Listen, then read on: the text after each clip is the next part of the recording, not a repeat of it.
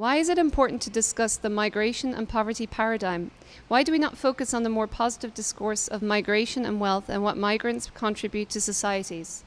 Yes, of course, if you look at the migration as a global phenomenon, you should of course look at the positive impact of migration all over the world.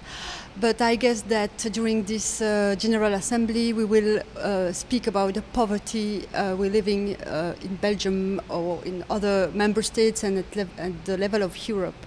So that's why I think that even if migration brings some positive, have some positive impact, of course, you also have to look at the downsides of migration.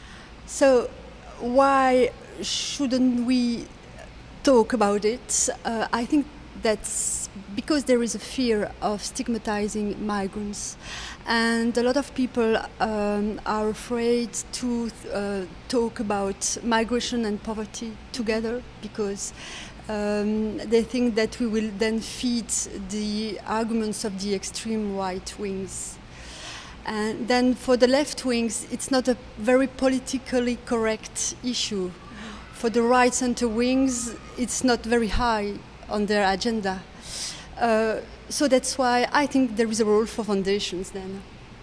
Many migrant-receiving societies, migrants and their descendants, have a disproportionately higher chance of falling into poverty. What, in your opinion, are some of the reasons for this?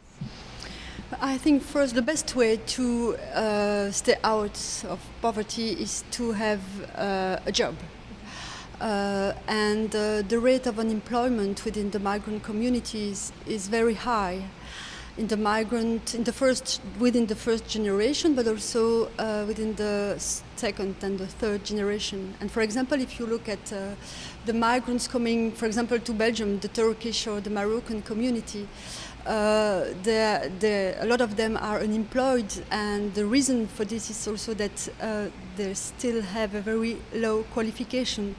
So there is no improvement from generation to generation of education, of social position. And then it produces a kind of fatalism within these communities, less expectation, and there is really a risk of generational poverty. What role is there for foundations in the migration question? There is certainly two kinds of role we can play as funders.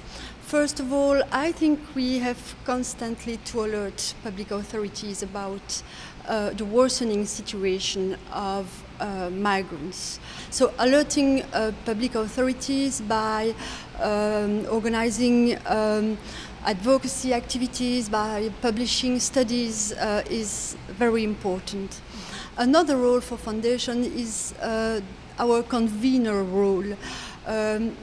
One of the big problems in this issue is that the integration sector and the professionals aiming at fighting against poverty are working separately.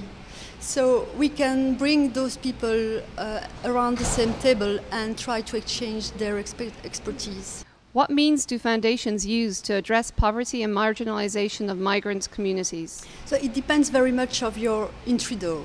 If you are a foundation which develop poverty programs, then you can also try to use some migration lens to develop your activities. You can also decide to target specific categories of poor people, like elderly people, like children, and look at specific strategies to try to improve their situation. You can also organize participating processes to listen to them in order to be able to then develop more strategical actions to improve their situation.